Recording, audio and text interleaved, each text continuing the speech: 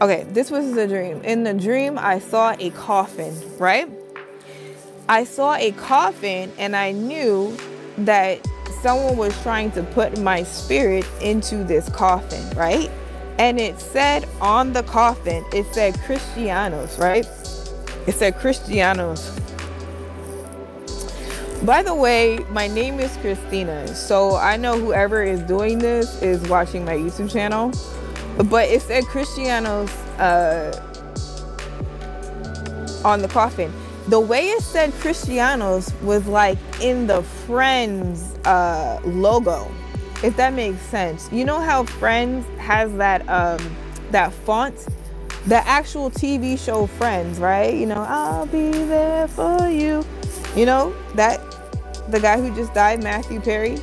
You guys know what I'm talking about? It has like a black background and I think the lettering is white and has that certain font. Do you guys know what I'm talking about?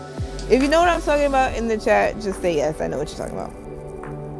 Okay, go to the dealing, yes. So it had my name. Instead of Friends, it said Cristianos, right? And it was like I knew, yeah.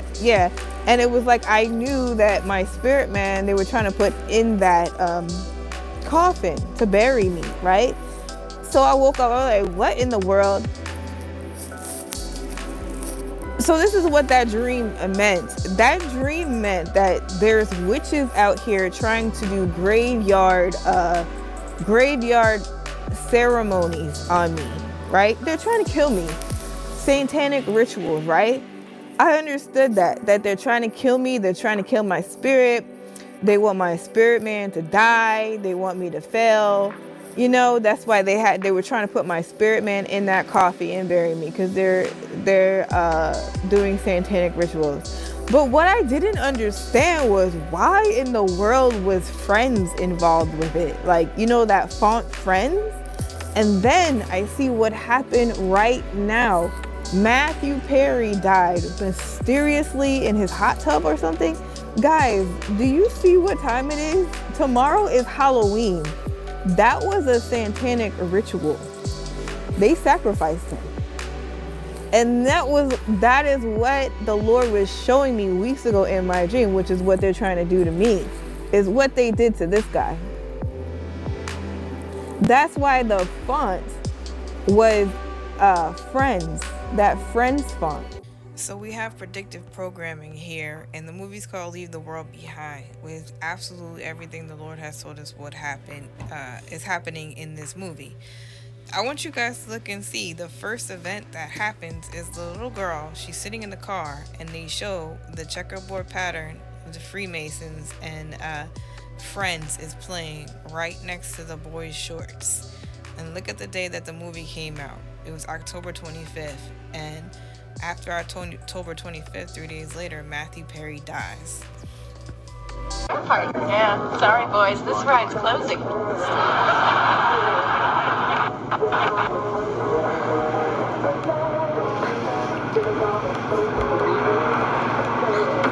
Yeah, okay, sure. Dad, when we get back to the city, can you take me to see the coffee shop and Friends? I don't think that's real, honey. It's just a set.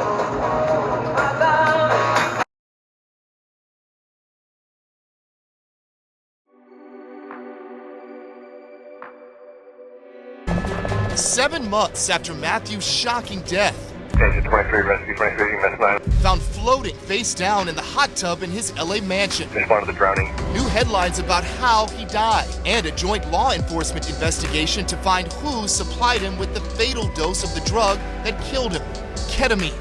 Ketamine was not for me.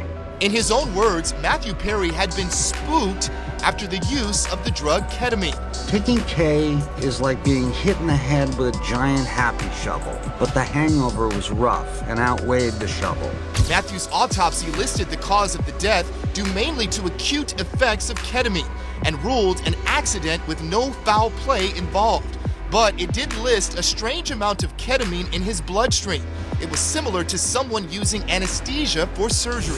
The LAPD, the DEA, and the U.S. Postal Inspection Service are teaming up for a probe into why the beloved Friends star had that alarming amount of ketamine in his system. We're going to have an arrest sometime soon. There's obviously things at the scene which led them to believe that the source of this ketamine is other than his usual medical provider. LA Times investigative crime writer Richard Winton reports that the fatal dose Matthew took was received by mail, making it a federal crime. The thing we don't know is, did this come through some sort of semi-legitimate operation, or was it really just black market dark web drugs?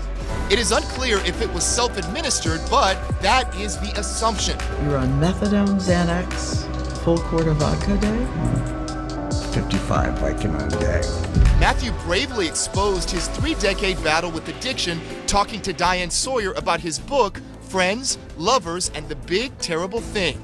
I spent upward of $7 million trying to get sober. It is a disease, and it's a very, very difficult one to beat. Matthew's stepdad, NBC's Keith Morrison, just recently reflected on his family's loss. He felt like he was beating it, but you never beat it. And he knew that too.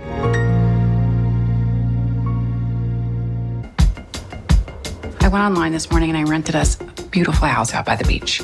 I figured if I made the reservation and packed our bags, it would eliminate most of the reasons to say no.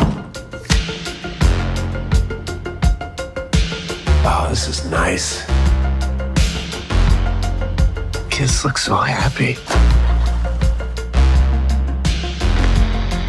The Wi-Fi isn't working.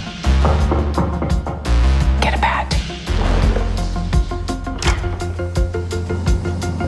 I'm so sorry to bother you, but this is our house. This is your house? We were driving back to the city, then something happened. You want to stay here, but we're staying here. We need to get them out of here. I need to think everything's gonna be okay. Everything is gonna be okay, isn't it? We are seeing ongoing cyber attacks across the country. Something is happening, and I don't trust them. Everything I know, I have told you. I don't believe you. I would do anything to protect my family. What you do is your business. Get in the car right now!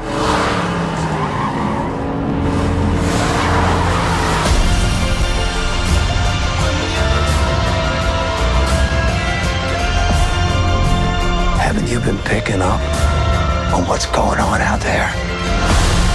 Whatever it is, it's happening to all of us. I just want to know, what is the truth?